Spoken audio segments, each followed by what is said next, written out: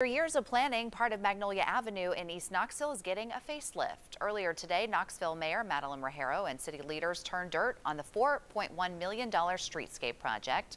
The revitalization project will be completed in 2 phases. The makeover starts on Magnolia Avenue at Jessamine Street and continues west. Improvements include stamped crosswalks, medians, wider sidewalks, and bike lanes. WBIR 10 News reporter Yvonne Thomas was at the groundbreaking ceremony and has an update on the project.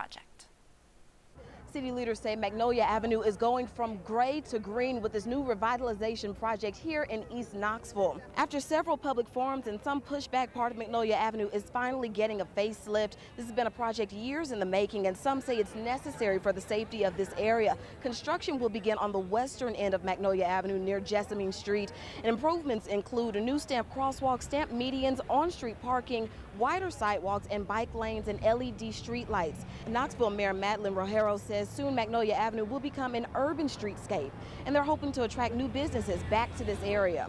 This gives us an opportunity to create new economic growth and new businesses that will fit the needs of the community, where people can walk to and bike to and commute to on a daily basis, and support the neighborhoods.